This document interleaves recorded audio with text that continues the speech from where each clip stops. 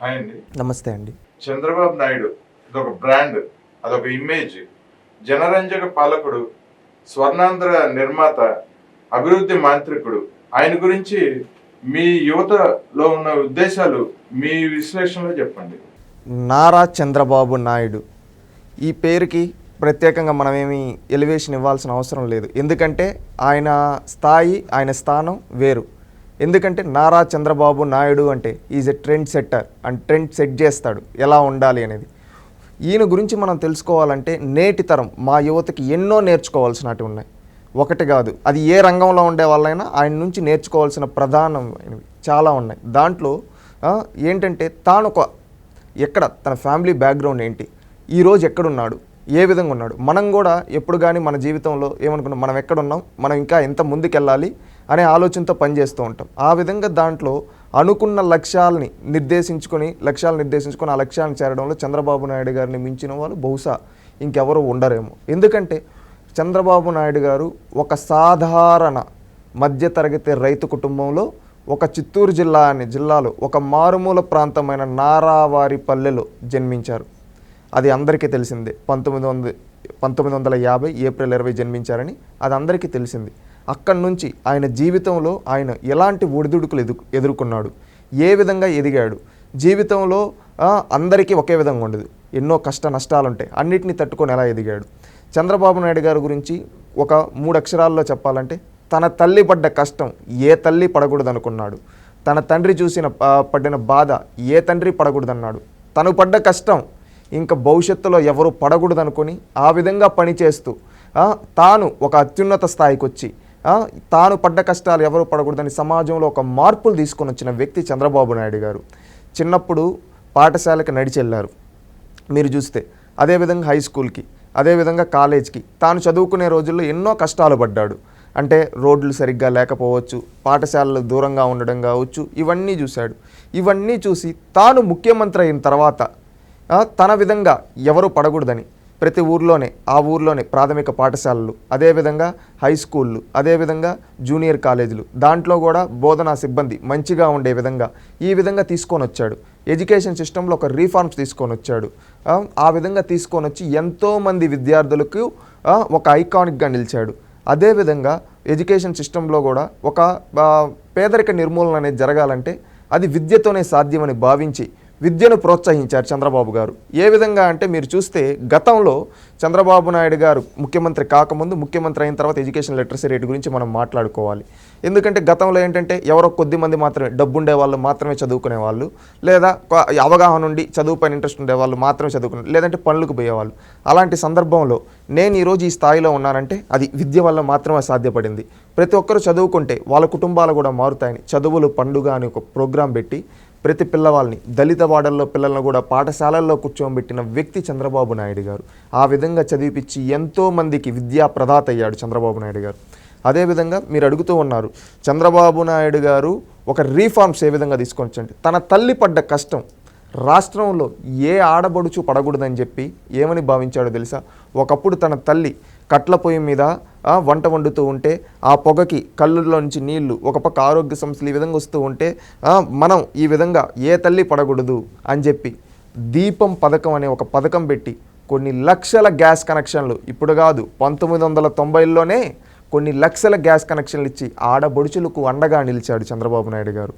అదేవిధంగా రైతులు, ఒకప్పుడు తన తండ్రి అదేవిధంగా పంటలు పండించిన తర్వాత అవి అమ్ముకునేదానికి కావచ్చు, అదేవిధంగా అక్కడ వాళ్ళు పాలు ఇలాంటివి తీసినప్పుడు అవి చేయడం కోసం ఎక్కడెక్కడికో మోసుకొని పోయి ఈ విధంగా వెళ్ళి అమ్మాల్సి, ఆ విధంగా లేకూడదు, ఒక చోటు ఉండాలని ఈ విధంగా ఒక సిస్టమ్ రైతు బజార్ అనే సిస్టమ్ తీసుకొని వచ్చాడు మీకు తెలిస్తే. అదేవిధంగా కరెంటు రాత్రి 11కో 12కో ఈ విధంగా వస్తుంటే ఆ విధంగా కాదు, పగటి పూటే కరెంట్ ఇస్తే వాళ్ళకు ఉంటుంది అని చెప్పి పగటి పూటే రైతులకు కరెంట్ ఇచ్చాడు. అదేవిధంగా రైతులకి నాణ్యమైన విత్తనాలు, నాణ్యమైన ఎరువులు ఇచ్చాడు. ఎందుకంటే సేంద్రియ సేద్యం ద్వారా మనం రాబడి బాగా పండించవచ్చు, దానివల్ల ప్రతి ఒక్కరికి మంచి జరుగుతుందని చెప్పి ఈ విధంగా చేశాడు. అంటే తన తండ్రి పడ్డ కష్టాన్ని. అదేవిధంగా తన కూతురు లేకపోయి ఉండొచ్చు, కానీ తెలుగింటిలో ఉండే ప్రతి ఒక్క ఆడబిడ్డ నా కూతురు అని భావించి వాళ్ళని చదివిపించాడు. ఏ విధంగా అంటే ఒకప్పుడు మీరు చూస్తే 1997-98కు ముందుగా 10వ తరగతి కూడా ఖాళీ ఉండదు, పెళ్లి చేసేయడం ఏమంటే ఈ విధంగా. అలాంటప్పుడు బాల్య వివాహాలకు చెక్ పెట్టాడు. ఇంట్లో ఆడపిల్ల చదువుకుంటే ఇంటికి వెలుగవుతుందని చెప్పాడు. ఆ విధంగా చెప్పి ఎన్నో మార్పులు తీసుకొని వచ్చారు చంద్రబాబు నాయుడు గారు. ఒకటి కాదు, రెండు కాదు. ఏ విధంగా అంటే మీరు చూస్తే బాలికలు జూనియర్ కాలేజీలు కావచ్చు, మహిళా డిగ్రీ కాలేజీలు కావచ్చు, అదేవిధంగా బాలికలు చదువుకునేదానికి అంటే హై స్కూల్కి వీటికి పోయేదానికి వాళ్ళు నడిచెళ్లకుండా సైకిళ్ళు ఇచ్చారు బడికొస్తా అనే పథకం ద్వారా ప్రతి ఆడబిడ్డకి. ఈ విధంగా ఏ ముఖ్యమంత్రి ఇచ్చుంటాడు బహుశా ఆంధ్రప్రదేశ్ రాష్ట్రం. అదేవిధంగా మహిళలకు అన్నింటిలో రిజర్వేషన్ కల్పించాడు, మీరు ఉద్యోగాలు చేయాలి, మీరు కూడా సమానమే, సమాజంలో మీరు కూడా సగభాగమే అని చెప్పి చేశాడు. ఇది చంద్రబాబు నాయుడు గారు చేసింది. ఇవి చంద్రబాబు నాయుడు గారు తన జీవితంలో పడ్డ కష్టాలు ఇంకెవరూ పడకూడదని తీసుకొని వచ్చారు రీఫార్మ్స్. ఇంకా చెప్పుకుంటూ పోతే ఒకటి కాదు, రెండు కాదు, కొన్ని వందల సంక్షేమ కార్యక్రమాలు, కొన్ని వందల అభివృద్ధి కార్యక్రమాలు, కొన్ని వందల రీఫార్మ్స్ తీసుకొని వచ్చాడు. ఒకప్పుడు రైతు బిడ్డలు కూలి పనికి మాత్రమే పరిమితం అన్న రోజుల్లో రైతు బిడ్డలను సాఫ్ట్వేర్ ఇంజనీర్లు చేసి వాళ్ళు సొంత కాళ్ళపై నిలబడి మళ్ళీ వాళ్ళు ఉన్నత స్థాయికి వెళ్ళిన తర్వాత జన్మభూమిని మర్చిపోకుండా జన్మభూమికి వచ్చి సేవ చేయమని చెప్పి జన్మభూమి కార్యక్రమం మొదలుపెట్టాడు. దాని ద్వారా ఎంతోమంది ఆయన ద్వారా లబ్ధి పొంది విదేశాలలో, అదేవిధంగా రాష్ట్ర రాజధానిలో పక్క రాష్ట్రాలు స్థిరపడిన ఎంతోమంది వచ్చి మళ్ళీ వాళ్ళ గ్రామాలకు సేవ చేయడం కావచ్చు. ఆ విధంగా సేవ చేయడంలో పల్లె రూపురేఖలు మారాయి. ఈ విధంగా చేశాడు. మనం కొన్ని సినిమాల్లో చూస్తూ ఉంటామండి. ఏంటంటే సీఎం అనేవాళ్ళు జస్ట్ ఎక్కడో సెక్రటరియట్ దగ్గర రాజధానిలో హెలికాప్టర్ ఎక్కుతాడు. ఆయన ఎక్కడికి వెళ్తాడో ఎవరికి తెలియదు. ఎక్కడికన్నా ఆఫీస్కి వెళ్తాడు, అక్కడ అధికారులను చూస్తాడు. అధికారులు తప్పు చేస్తే అక్కడికక్కడే యాక్షన్ తీసుకుంటారు. ఎవరన్నా అక్కడ వచ్చి సమస్యలు చెప్తే అక్కడికక్కడే వాళ్ళపైన యాక్షన్ తీసుకుంటూ చూస్తారు. అవి చూసినప్పుడు మన సినిమాలో చప్పట్లు కొడతాం, విజిలేస్తాం, సినిమా సూపర్ హిట్ అంటాం. కానీ మన నిజ జీవితంలో ఆ విధంగా చేసిన వ్యక్తిని మనం కనీసం గుర్తించలేకపోతున్నాం. చంద్రబాబు నాయుడు గారు 1996 అప్పుడు తొలిసారి ముఖ్యమంత్రి అయినప్పుడు ఇక్కడ హైదరాబాద్లో సెక్రటరియట్లో దగ్గర నుంచి ఇక్కడ బేగంపేట ఎయిర్పోర్ట్ ఇక్కడి నుంచి స్టార్ట్ అయితే ఆయన ఎక్కడ ఇటు ఆదిలాబాదు, ఇటు శ్రీకాకుళం, అటు అనంతపురం, ఇటు చిత్తూరు, ఈ 4 మూలల్లో ఎక్కడికి ఏ మూలకి ఏ పక్కకి వెళ్ళేవాడో తెలియదు. ఆ విధంగా తెల్లారి ఇక్కడ ఎక్కితే అది డైరెక్ట్ అక్కడికి ల్యాండ్ అయ్యి అక్కడికి వెళ్ళి అక్కడ అధికారులని అక్కడికక్కడే వాళ్ళ పరిష్కారాలు చేస్తూ ఉంటే ఆ విధంగా ఒక రిఫార్మ్స్. అధికారులు అనేవాళ్ళు ప్రజలకు జవాబుదారీతనంగా ఉండాలి. అధికారులు అనేవాళ్ళు అది ఆఫీసులకు మాత్రమే పరిమితం కాదు, ప్రజల్లోకి వచ్చి ప్రజలకు సేవ చేయడమే నిజమైన అధికారం అని చెప్పి ఆ విధంగా సేవ చేయించాడు. ఇంత చేసిన వ్యక్తి ఈరోజు తెలుగువాడి తలరేతన మార్చాడు, తెలుగువాడు జీవన విధానాలను మార్చాడు. ఏ విధంగా అంటే ఒక జాతి ఉనికిని వెలుగెత్తి చాటాడు. ఈరోజు ఒక సాధారణ రైతు కుటుంబంలో పుట్టి అంత స్థాయికి ఎదగడం అంటే ఒక ఆషామాషి కాదు. ఆయన రాజకీయ జీవితంలో మీరు గ్రహించండి, ఒక విద్యార్థి నాయకుడిగా ఎదిగాడు, ఆ తర్వాత ఒక శాసనసభ్యుడయ్యాడు, ఆ తర్వాత ఒక మంత్రి అయ్యాడు, ఆ తర్వాత ఒక పార్టీ ప్రధాన కార్యదర్శి అయ్యాడు, ఆ తర్వాత ఆ పార్టీని పటిష్టత చేశాడు, ఆ పటిష్టత చేసి పార్టీని వెన్నుదన్నుగా నిలిచాడు. మీరు చూస్తే ఇది అన్నీ ఒక పట్టుదల, కృషి ఇవి ఉంటే మాత్రమే సాధ్యపడుతుంది. అవన్నీ చంద్రబాబు నాయుడు గారికి ఉన్నాయి కాబట్టి ఆయన ఈరోజు ఆ స్థాయిలో ఉన్నాడు. మీరు ఒకటి గ్రహించండి, ప్రయాణంలోనే ఆవిడ నారా భువనేశ్వర్ గారు చేయందుకున్నారు. ఇక్కడ మీకు 1978 నుంచి చంద్రబాబు నాయుడు గారు రాజకీయ జీవితాన్ని మనం క్షుణ్ణంగా పరిశీలించినట్లయితే ఆయన వేసిన ప్రతి అడుగు ఒక తరాన్ని మార్చే విధంగా ఉంది. ఏ విధంగా అంటే 1978లో తొలిసారి ఎమ్మెల్యేగా వచ్చినప్పుడు ఆయన దగ్గర అంత డబ్బులు లేదు. ఆ రోజు విద్యార్థులే ఆయన క్యాన్వర్సింగ్ చేసి ఆయన్ని గెలిపించారు. ఇక గెలిచిన తర్వాత నేనేదో ఎమ్మెల్యే అయిపోయాను ఇంట్లో కూర్చుంటే కాదు అనుకోలేదు.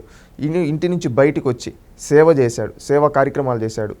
అతి చిన్న వయసులోనే మంత్రి అయ్యాడు, అంజయ్ గారి క్యాబినెట్లో సినిమాటోగ్రఫీ. ఆ తర్వాత మంత్రి అవ్వడిన తర్వాత మంత్రిగా తాను మార్కేంటో చూపించాడు. అదేవిధంగా ఆ తర్వాత అనేక మంది ముఖ్యమంత్రుల క్యాబినెట్లు, అంటే అప్పుడు 3 మారారు, మన విజయభాస్కర్ రెడ్డి గారు ఇలాంటి వాళ్ళ క్యాబినెట్లో కూడా చేయడం జరిగింది. ఈ విధంగా మంత్రులుగా చేసి ఆ తర్వాత ఈ క్యాబినెట్ మంత్రిగా ఈ విధంగా చేసేటప్పుడే ఎన్టీ రామారావు గారు గుర్తించారు చంద్రబాబు నాయుడు గారిని. గుర్తించి ఇలాంటి వ్యక్తి చాలా మంచి వ్యక్తి, ఇలాంటి వ్యక్తి మన ఇంట్లో ఉంటే అని భువనమ్మనిచ్చి ఆ రోజు మ్యారేజ్ చేయడం కావచ్చు. ఆ తర్వాత భువనమ్మ తోడైన తర్వాత ఇక చంద్రబాబు గారికి పట్టిందంతా బంగారమే అని చెప్పాలి. ఎందుకంటే భువనమ్మ తోడైన తర్వాత భువనమ్మ చంద్రబాబు నాయుడు ఒక అండగా, ఒక భరోసాగా నిలబడింది. ఏంటంటే మనందరం ఒకటి గుర్తుపెట్టుకోవాలి, ప్రతి మగవాడి విజయం వెనక ఒక స్త్రీ ఉంటుందంటారు. దాంట్లో అది అక్షరాల 100% సత్యం చంద్రబాబు నాయుడు గారి విషయంలో. భువనమ్మ చంద్రబాబు నాయుడు గారి వెంట ఉండబట్టింది కాబట్టి ఈరోజు చంద్రబాబు నాయుడు గారు అంత స్థాయికి వెళ్ళగారు. ఆయన కృషి ఫలితం ఉంది, కానీ భువనం వెనకాల నుండి ఇచ్చిన మద్దతు అనేది మనం వర్ణించలేంది. ఎందుకంటే ఒక మగవాడు రాజకీయాల్లో ఉండాలంటే అది అంత ఈజీ పని కాదు. అది బ్యాక్ ఎండ్లో సపోర్ట్ లేకుండా అసలు ఉండలేరు. ఎందుకంటే క్యాడర్ని కాపాడుకోవాలి, మెంటల్ టెన్షన్స్ ఉంటాయి. అది ఇంత పెద్ద పార్టీని మేనేజ్ చేస్తూ, ఇన్ని నియోజకవర్గాలను మేనేజ్ చేస్తూ, కార్యకర్తలను అడ్రస్ చేస్తూ, పబ్లిక్ మీటింగ్స్ అడ్రస్ చేస్తూ, ప్రజల్లో వచ్చే సమస్యల్ని అడ్రస్ చేస్తూ, ఇవన్నీ అడ్రస్ చేస్తూ నిలబడాలంటే వాళ్ళు ఫుల్ ఫోకస్ అనేది రాజకీయాలపైన ఎల్లప్పుడు 24/7 ఎప్పుడు మైండ్ ప్రజెంట్లో ఉండాలి. ఒక్క క్షణం నిద్రపోయినా కానీ ఏమవుతుందో చెప్పలేవు. అలాంటి పరిస్థితుల్లో చంద్రబాబు నాయుడు గారికి అన్నిటి అండగా నిలబడింది భువనమ్మ. మీరు ఏదైనా చేయండి, వెనకాల నేను చూసుకుంటూ, అటు కుటుంబాన్ని చూసుకుంటూ, అదేవిధంగా తన కుమారుడు లోకేష్ గారిని చూసుకుంటూ, ఈ విధంగా బాబు గారు ఏది చేసినా మద్దతు ఇస్తూ బాబు గారికి ఒక భరోసానిచ్చింది. ఆ భరోసా అనేది చంద్రబాబు నాయుడు గారి తిరుగులేని విజయానికి ఆమె తోడయింది. ఆ తర్వాత 1983లో తెలుగుదేశం పార్టీలో జాయిన్ అవ్వడం జరిగింది. ఒక సాధారణ కార్యకర్తలాగా ఆ రోజు చంద్రబాబు నాయుడు గారు జాయిన్ అవ్వడం జరిగింది తెలుగుదేశం పార్టీలో. జాయిన్ అయిన తర్వాత 1984లో నాదెండ్ల భాస్కర్ రావు ఒక సంక్షోభం వచ్చింది. నాదెండ్ల భాస్కర్ రావు గారు ఆ సంక్షోభంలో తెలుగుదేశం పార్టీ క్యాడర్ని కాపాడాడు చంద్రబాబు గారు.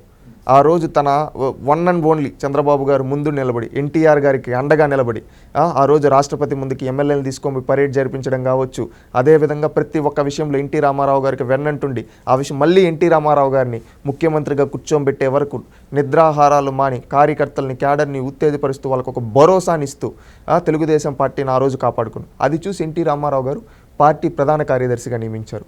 1985లో పార్టీ ఎమ్మెల్యే టికెట్ ఇస్తా అన్నా కానీ చంద్రబాబు నాయుడు గారు ఆ రోజు తీసుకోలేదు. ఎన్టీ రామారావు గారు పిలిచి చంద్రబాబు నాయుడు గారికి టికెట్ ఇచ్చిన, నేను పార్టీకి పనిచేస్తానని చెప్పి ఆ రోజు ఇదే గండిపేటలో ఉండి పార్టీ వ్యవహారాలు మొత్తం చూసుకొని పార్టీని పటిష్టత చేశాడు. ఆ విధంగా పార్టీని పటిష్టత చేయడమే కాకుండా ఆ తర్వాత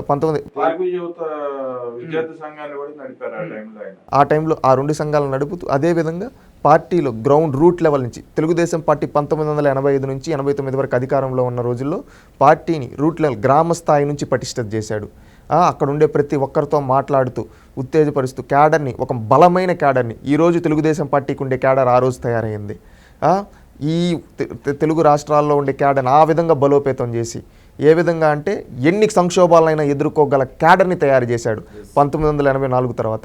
ఆ విధంగా మళ్ళీ 1989లో ప్రతిపక్ష నాయకుడిగా ఆ రోజు ఎన్టీ రామారావు గారు శపథం చేసి వెళ్ళిపోయిన తర్వాత అసెంబ్లీలో అన్నీ తానే పెద్దగా ఉండి ఎదుర్కోవడం కావచ్చు, పార్టీని అంటే కాంగ్రెస్ పార్టీలో ఆ రోజున్న వాళ్ళు సాదాసిదా నాయకులు కాదు. మర్రి చెన్నారెడ్డి, నేదురుమల్లి జనార్దన్ రెడ్డి, కోట్ల విజయభాస్కర్ రెడ్డి లాంటి నాయకులు జాతీయ రాజకీయాల్లో సైతం తిరుగులేని కేంద్ర మంత్రులుగా చేసిన వాళ్ళు, గవర్నర్లుగా చేసిన వాళ్ళు, ఇలాంటి నాయకులను ఎదుర్కోవడం అంటే అంత. ఆ రోజు ప్రతిపక్ష నాయకుడిగా చంద్రబాబు నాయుడు వాళ్ళందరినీ ఎదుర్కొని నిలబెట్టాడు.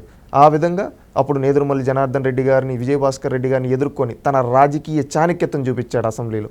ఆ తర్వాత ముఖ్యమంత్రి అవ్వడం జరిగింది. ముఖ్యమంత్రి అయిన తర్వాత తాను ప్రజలకి జవాబుదారీతనంగా ఉండాలి, నేనేదో పదవులు అనుభవించడానికి కాదు, ఏదో ఆఫీసుల్లో కూర్చోవడానికి కాదు నేను పరిమితం, ప్రజల వద్దకు వెళ్ళాలని ప్రజల వద్దకు పాలన మొదలుపెట్టి ఎన్నో ఏళ్ల తరబడి నుంచి పెండింగ్లో ఉన్న ఫైల్స్ అన్ని క్లియర్ చేసిన వ్యక్తి చంద్రబాబు నాయుడు గారు. ఇది మాత్రమే కాకుండా జన్మభూమి, డైలీ వర్షియం మనం చూస్తూ ఉంటాం. ఎక్కడన్నా సినిమాల్లో ఈ విధంగా మీ సీఎంకి ఫోన్ చేసి చెప్తే ఈ విధంగా సమస్య, అది ఆ రోజుల్లోనే ఇంప్లిమెంట్ చేసి చూపించాడు. ఆ తర్వాత ఎన్నో సినిమాలు వచ్చాయనుకోండి, కానీ మాత్రం తెలుసుకోవాల్సిన చంద్రబాబు నాయుడు గారి గురించి ఇవన్నీ చేశాడు. ఒకటేంటంటే రాష్ట్రానికి ఆదాయ వనరులు సృష్టించాలి. ఆ రోజు పివి నరసింహారావు గారు ఆర్థిక సంస్కరణలు చేశారు. ఆ ఆర్థిక సంస్కరణని వణికిపుచ్చుకొని మొదటగా దూసుకెళ్లిన వ్యక్తి చంద్రబాబు నాయుడు గారు. ఆ విధంగా ఏ విధంగా చేశాడు, ఒక ఎకనామిక్ రిఫార్మ్స్ తీసుకొని రావాలి. రాష్ట్రంలో ఏమున్నాయి ఆదాయ వనరులు, వ్యవసాయం, ప్రభుత్వ ఉద్యోగాలు, ఇవి మాత్రమే ఉంటే ఇప్పుడు జనాభా పెరుగుతూ ఉంది. ఈ విధంగా పెరుగుతూ ఉంటే వ్యవసాయం భూమి అనేది పెరగదు, భూమి అనేది అంతే ఉంటుంది, మనుషులు పెరుగుతూ ఉన్నారు. అలాంటప్పుడు ఏం చేయాలి, మనం వనరులు సృష్టించాలి. ప్రపంచ దేశాలు ఏ విధంగా వెళ్తూ ఉన్నాయి, మనం ఏ విధంగా వెళ్తూ ఉన్నాం, మనం ముందుకు వెళ్ళాలి అనే ఉద్దేశంతో ఆ రోజు చంద్రబాబు గారు ఐటీని తీసుకొని రావడం కావచ్చు, అదేవిధంగా బయోటెక్నాలజీని ఈరోజు చూస్తే జినోమ్ వ్యాలీ కావచ్చు. కరోనా సమయంలో అందరి ప్రాణాలను కాపాడింది ఆ జినోమ్ వ్యాలీ. ఆ జినోమ్ వ్యాలీ చంద్రబాబు నాయుడు గారి హయాంలో మొదలైంది. అదేవిధంగా హైటెక్ సిటీ, ఈరోజు భారతదేశంలోనే అత్యధికంగా ఐటీ ఎక్స్పోర్ట్ జరిగేది మన హైదరాబాద్లో. ఆ ఐటీ ఎక్స్పోర్ట్స్కి పునాది లేసింది ఆ రోజు. సైబర్ టవర్స్ కడుతూ ఉంటే ఏమన్నారు తెలుసా, నీ కులం కోసం కట్టుకుంటున్నావా చంద్రబాబు, ఇంకా అవి గుడ్లు పెడతాయా అని కిండల్ చేశారు ఆనాటి కాంగ్రెస్ పార్టీ నాయకులు, ఆనాటి ప్రతిపక్ష నాయకులు పెట్టారు. ఆ టవర్ ఒక 10 రోజుల్లో కూలిపోతుంది, ఆ టవర్ కోసమేనా నువ్వు కష్టపడేది, ఆ టవరు నీ కులం వల్ల పెట్టుకుంటావా అక్కడ అన్నాడు. ఈరోజు అక్కడ ఎన్ని కులాలు ఉన్నాయో తెలుసా? ఆ రోజు కొంతమంది నోరు జారారు, ఆ నేతలంతా ఈరోజు కాలగర్భంలో కలిసిపోయారు. కానీ ఆ మాటలను పట్టించుకోకుండా అభివృద్ధి చేసిన చంద్రబాబు గారు చరిత్రలో నిలిచిపోయారు. ఈరోజు అక్కడ కట్టిన హైటెక్ సిటీలో ఒక కులం కాదు, ఒక మతం కాదు, ఒక ప్రాంతం కాదు, ఎన్నో దేశాల నుంచి, ఎన్నో ప్రాంతాల నుంచి అనేక కులాల వాళ్ళు అక్కడ ఉన్నారు. ఒకటి కులం కూడుపెడదు, గుణం గుర్తింపునిస్తుందంటారు. చంద్రబాబు నాయుడు గారు అది నమ్ముకున్నారు. ఎందుకంటే నా కులం కోసం అని చూడలేదు, నా కులం అంటే నాది భారతదేశం, నా సమాజం, ప్రజలందరూ నా కులం, అక్కడ నా కులం వాళ్ళే పనిచేస్తారు, ఈ నా కులం ఏంటంటే ప్రజలు, ఆ ప్రజలు పనిచేస్తారని చెప్పి ఆ రోజు కట్టాడు. ఈరోజు ఎంతోమంది విద్యార్థులు తలరాతలు మార్చాయి అవి.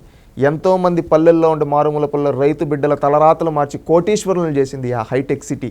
అదేవిధంగా కరోనా లాంటి సంక్షోభాల సమయంలో మనందరికీ వ్యాక్సిన్ ఇచ్చింది ఆయన తీసుకొని వచ్చిన జినోమ్ వ్యాలీ, ఆ రోజు ఆయన డెవలప్ చేసిన బయోటెక్నాలజీ. ఇవి మాత్రమే కాదు, ఒక ఇన్ఫ్రాస్ట్రక్చర్ డెవలప్మెంట్ చేశారు. ఈరోజు చూస్తే మన మెట్రో ఉంది, ఆ మెట్రోకి పునాది లేసింది ఆ రోజుల్లో. ఔటర్ రింగ్ రోడ్డు ఉంది, దానికి ఒకప్పుడు హైదరాబాద్లో ఏంటంటే ఇరుకిరుకు సందులో ఉండేది. రాజధానిలో రోడ్లు విస్తీర్ణం జరిగినప్పుడే రాజధాని అభివృద్ధి చెందుతుందని చెప్పి రోడ్లు విస్తీర్ణం చేశారు. ఆ రోజు రోడ్లు విస్తీర్ణం చేసే సమయంలో ఆనాటి ప్రతిపక్ష నాయకులు జనార్దన్ రెడ్డి గారు, ఏం చంద్రబాబు మా వాళ్ళవి ఇల్లులు ఇవి అవి అంటే ఆ రోజు ఒకటే చెప్పాడు, ఇది మన భవిష్యత్తు కోసం, మీకు నేను ఆ రోజు ఆల్టర్నేట్ క్రియేట్ చేసి ఎంతమంది అడ్డు వచ్చినా కానీ చేశాడు. ఈరోజు హైదరాబాద్లో ఇప్పుడే ఎంత ట్రాఫిక్ ఉందో చూడండి. దీన్ని ఒక 20 ఏళ్లకు ముందే గ్రహించి ఈ ఔటర్ రింగ్ రోడ్డు, ఈ ఫ్లైఓవర్స్, ఈ మెట్రో, ఇవన్నీ ఆ రోజుట్లోనే ఆలోచించి ఇంప్లిమెంట్ అన్ని ప్లానింగ్ చేసి కరెక్ట్గా పెట్టి అన్నీ అభివృద్ధి చేశాడు. అది చంద్రబాబు నాయుడు గారి విజన్ హైదరాబాద్ పైన. అదేవిధంగా పల్లెలను కూడా మార్చాడు. రైతు బజార్ తీసుకొని వచ్చి రైతులు పండించుకున్న పంటకి ఈరోజు మహిళలు అందరూ చెప్పుకుంటూ ఉంటారు, బుక్స్ చేతిలో పెట్టుకొని మేము చేస్తాం డ్వాకరా అని. ఆ డ్వాకరా సిస్టమ్ ఇంట్రడ్యూస్ చేసిన వ్యక్తి చంద్రబాబు నాయుడు గారు. ఈ విధంగా కార్మికులకి బీమా కల్పించడం కావచ్చు, ఎన్నో పనులండి, చెప్పుకుంటూ పోతే రోజులు సరిపోవు. అన్ని కార్యక్రమాలు, ప్రతి ఒక్కరు పుట్టిన బిడ్డ కాడ నుంచి చనిపోయే మనిషి వరకు ప్రతి ఒక్కరు చంద్రబాబు నాయుడు గారు తెచ్చిన సంక్షేమ అభివృద్ధి ఫలాల వల్ల లబ్ధి పొందిన ప్రతి ఒక్కరూ లబ్ధి పొందిన వాళ్ళే. ఏ విధంగా అంటే ఒక హాస్పిటల్, 100 పడకల హాస్పిటల్ని చంద్రబాబు నాయుడు గారు ముఖ్యమంత్రిగా ఉన్నప్పుడు ఈ 2 తెలుగు రాష్ట్రాలు ఎన్నో గట్టించారు. మీరు చూసుకుంటే ఇప్పుడు ఒక బిడ్డ ఎక్కడ పుడతాడు? హాస్పిటల్లో. అక్కడ అది చంద్రబాబు నాయుడు గారు తెచ్చిన హాస్పిటల్. ఆ తర్వాత తల్లి బిడ్డ ఎక్స్ప్రెస్ కావచ్చు, ఆ తర్వాత తాను పెరుగుతూ ఉండేటప్పుడు అంగన్వాడీ కావచ్చు, అదేవిధంగా ప్రాథమిక పాఠశాలలు కావచ్చు, అదేవిధంగా డిజిటల్ క్లాస్ రూమ్స్ కావచ్చు. ఈ సిస్టమ్స్ అన్ని ఇంట్రడ్యూస్ చేసిన చంద్రబాబు గారు. దీనివల్ల ఆ తర్వాత వాళ్ళు చదివిన కంపెనీలు ఉద్యోగం చేయడం కావచ్చు, ఆ కంపెనీలు తీసుకొని వచ్చింది చంద్రబాబు గారు అయి ఉంటారు. ఆ తర్వాత వాళ్ళు రిటైర్ అయిన తర్వాత వాళ్ళు ప్రశాంతంగా పార్కులు అలాంటి పార్కులు ఈరోజు చూసుకున్నా కానీ హైదరాబాద్లో కేబీఆర్ పార్క్ను అభివృద్ధి చేయడం కావచ్చు, అదేవిధంగా జలగం వెంగళరావు పార్క్ కావచ్చు, అదేవిధంగా అనేక పార్కులు ఈరోజు చంద్రబాబు నాయుడు గారి హయాంలో చేసినటివి. ఈ విధంగా అన్ని ఒక మనిషిని పుట్టిన కాడి నుంచి చనిపోయే వరకు ఈ 2 తెలుగు రాష్ట్రాల్లో ప్రతి ఒక్కరు చంద్రబాబు నాయుడు గారు వల్ల డైరెక్ట్గా ఇండైరెక్ట్గా లబ్ధి పొందిన వాళ్ళే. అది మనం ప్రతి ఒక్కరు గ్రహించాలి. చంద్రబాబు నాయుడు గారు ఎక్కడ కానీ తన పని తాను చేసుకుంటూ పోయాడు. కొంతమంది ఇప్పుడు రాజకీయ నాయకులు ఎలా ఉన్నారంటే ఒకటి చేసి 100 చెప్పుకుంటారు. చంద్రబాబు నాయుడు గారు 100 చేసినా కానీ ఇది నా బాధ్యత అని చెప్పుకుంటూ వెళ్ళాడు. ఆ విధంగా వీళ్ళు ఎన్నో మార్పులు తీసుకొని వచ్చాడు. ఆయన రాజకీయ ప్రయాణంలో ఇదంతా ఒక శకం. ఇక రెండో శకం వచ్చేప్పటికి 2 తెలుగు రాష్ట్రాలుగా విడగొట్టడం, ఆంధ్రప్రదేశ్ని సపరేట్ చేయడం, ఆంధ్రప్రదేశ్ అభివృద్ధి కోసం అమరావతి లాంటి అద్భుతమైన ఒక మహానగరాన్ని ఆయన సృష్టించాలనుకోవటం, దాని పరిణామాలు ఏంటి? దాని గురించి ఎలా చెప్తారు? ఒకటి, ఎవరైనా కానీ నాకు అన్నీ ఉండే రాష్ట్రం నాకు కావాలి అనుకుంటారు. అంటే మీకు అర్థమైందా? రాష్ట్ర విభజన జరిగినప్పుడు 16,000 కోట్ల లోటు బడ్జెట్ ఉంది, ఏమీ లేదు. అలాంటి సమయంలో ముఖ్యమంత్రిగా బాధ్యతలు చేపట్టి ఒక ఎకనామీ జనరేట్ చేశారు చంద్రబాబు నాయుడు గారు. ఇంకెవరైనా ఏంటంటే ఏముందిలే అబ్బా మనం ఇక్కడే తీసుకున్నాం, ఇక్కడే అన్నీ ఉండే రాష్ట్రంలో చేసుకున్నాం.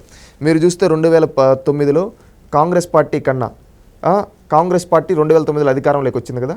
ఆ రోజు 2009లో అధికారంలో వచ్చిన కాంగ్రెస్ పార్టీ కన్నా తెలంగాణలో తెలుగుదేశం పార్టీకి ఎక్కువ సీట్లు వచ్చాయి.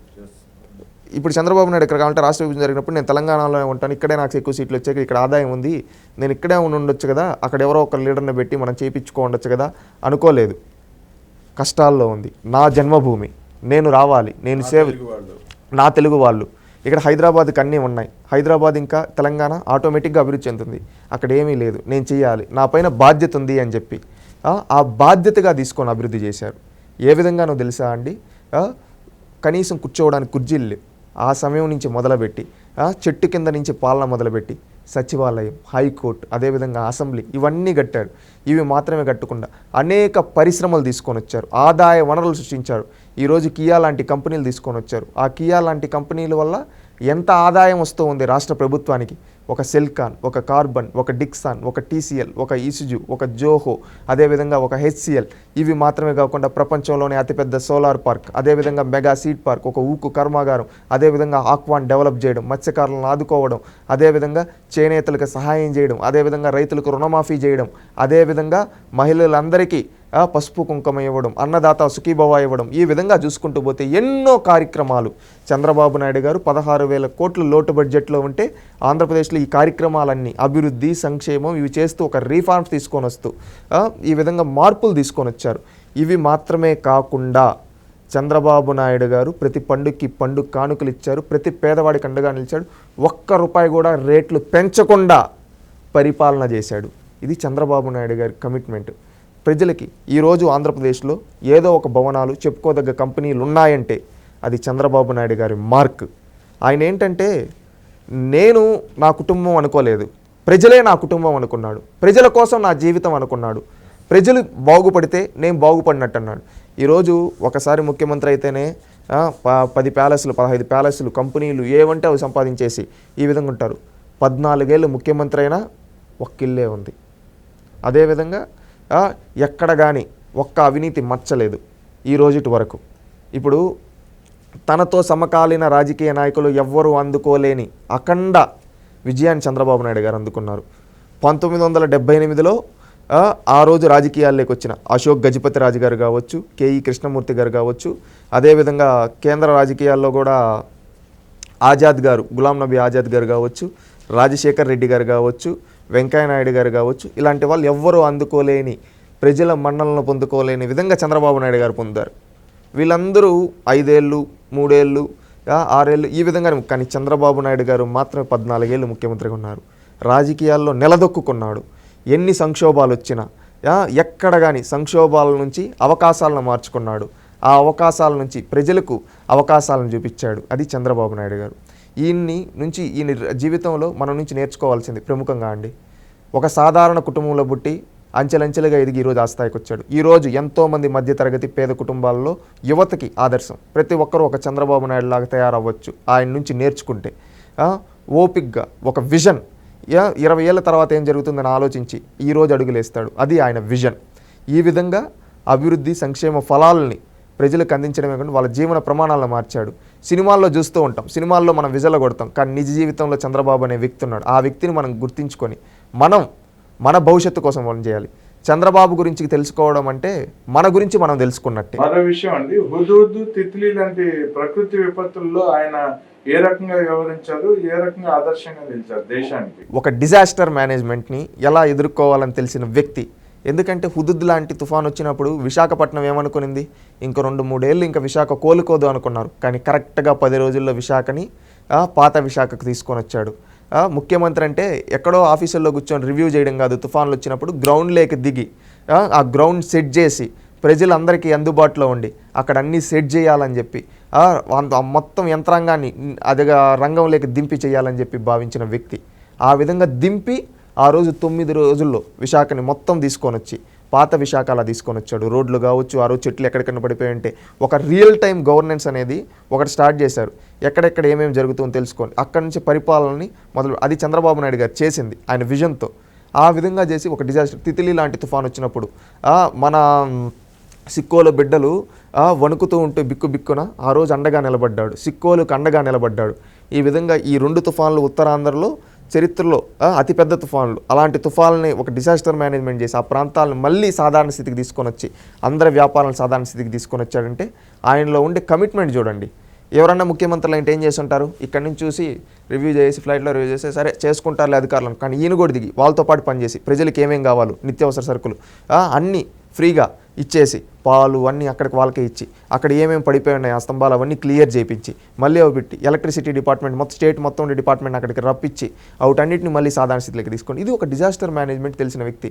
అంటే ప్రజలకు అందుబాటులో ఉండి ప్రజలకు పరిపాలన చేయాలనుకునే కమిట్మెంట్తో చేసే వ్యక్తి చంద్రబాబు నాయుడు. అందుకని ఈ విధంగా చేయడం జరిగింది. ఇది మాత్రమే కాదు, 1996లో ఉమ్మడి ఆంధ్రప్రదేశ్లో కూడా ఇలాంటి తుఫాన్లు ఎన్నో వచ్చినప్పుడు చాలా ఎదుర్కొని మళ్ళీ సాధారణ స్థితికి తీసుకొని వచ్చాడు. ఇది ఆయన యొక్క కమిట్మెంట్కి, డెడికేషన్కి ఇవన్నీ ఒక మార్క్లా చూపించవచ్చు. ఎందుకంటే ఈ విధంగా పరిపాలన చేయగల నాయకుడు బహుశా ఈ రాష్ట్ర చరిత్రలో, దేశ చరిత్రలో మరొకరు రారేం. నభూతో నా భవిష్యత్తు చంద్రబాబు నాయుడు గారు. ఇప్పటికీ దాదాపు 74 ఏళ్ళు అడుగు పెడుతున్న చంద్రబాబు గారు ఇంత మండు టెండర్లో కూడా ఈ ఎన్నికల్లో రోజుకి 3-4 బహిరంగ సభల్లో మాట్లాడుతూ గంటల తరబడి నిలబడి ఉపన్యాసాలు ఇస్తున్నారు.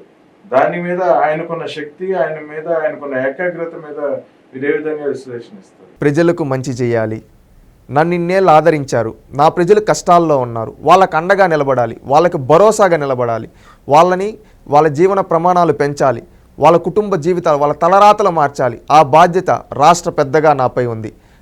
నాకు ఈ ఎండ ఇవన్నీ ఇవేం కాదు. నేను ఇంకొక 10 ఏళ్ళలో, 15 ఏళ్ళలో, 20 ఏళ్ళలో ఉంటానేమో, కానీ నా భవిష్యత్ తరాలు బాగుండాలి. నా భవిష్యత్ తరాలు బాగుండాలంటే ముందు నేను ప్రజల్ని చైతన్యవంతులను చేసి ప్రజాక్షేత్రంలో ప్రజలు మన్నలను పొంది మళ్ళీ ప్రజల్ని అభివృద్ధి దిశలోకి తీసుకోవాలి. ఈరోజు హైదరాబాద్ హైటెక్ సిటీ ఏ విధంగా అభివృద్ధి చేశాము, అదేవిధంగా కియా ఏ విధంగా తీసుకొని వచ్చాము, అదేవిధంగా మళ్ళీ ఆంధ్రప్రదేశ్ని నెంబర్ 1గా మన తెలుగు వాళ్ళు ప్రపంచాన్ని శాసించాలి. మన తెలుగు వాళ్ళు ఏదో ప్రపంచంలో ఒక మారుమూల ఈ విధంగా కాదు, ప్రపంచాన్ని శాసించే స్థాయిలో మన తెలుగు వాళ్ళు ఉండాలి. ఆ విధంగా వాళ్ళని చైతన్యవంతులను చేయాల్సిన బాధ్యత నాపై ఉంది. నాకు ఈ ఎండ ఒక లెక్క కాదు, నా వయసు ఒక లెక్క కాదు, నాకు ఆ దేవుడు పునర్జన్మ ఇచ్చింది ఎందుకంటే ప్రజలకు సేవ చేయడానికి. ఆ ప్రజల సేవ కోసం నా జీవితం అంకితం. ఈ ఎండ నన్ను ఏం చేస్తుంది, ఈ వయసు నన్ను ఏం చేస్తుంది, ప్రజలకు మంచి చేస్తే అది చాలు నాకు ఆ తృప్తితో నేను బతికేస్తానని చెప్పి పనిచేసే వ్యక్తి. ఈరోజు ఆయనకి డబ్బు కాదు, ఇంకొకటి ఏదో కాదు కావాల్సింది, ప్రజలకు మంచి చేయాలి, ప్రజలు జీవన ప్రమాణాలను పెంచాలి, మన విద్యార్థులు ప్రపంచంలో అత్యున్నత స్థాయిలో ఉండాలి, మన మహిళలు స్వయంగా వాళ్ళే సొంత కాళ్ళపై నిలబడి వాళ్ళే ఒక 10 మందికి ఉపాధి ఇచ్చే విధంగా ఉండాలి, మన రైతులు పండించే పంటలు ప్రపంచ దేశాలకి ఎక్స్పోర్ట్ చేసే విధంగా ఉండాలి, అదేవిధంగా మన వాళ్ళు ఇక్కడ చేసే ప్రయోగాలు ప్రపంచానికి ఉపయోగపడాలి అనే విధంగా ఆలోచించి వాళ్ళందరినీ ఒక బాటలేక తీసుకొని రావాల్సిన బాధ్యత ఒక కుటుంబ పెద్దగా నాపై ఉంది. అందుకోసం నేను పనిచేస్తున్నా అని చెప్పే నాయకుడు చంద్రబాబు నాయుడు. ఓకే అండి, ధన్యవాదాలండి. చంద్రబాబు గారు విజనరీ కాన్సెప్ట్ ని చాలా చక్కగా మా ప్రేక్షకులకు అందించారు. ధన్యవాదాలండి.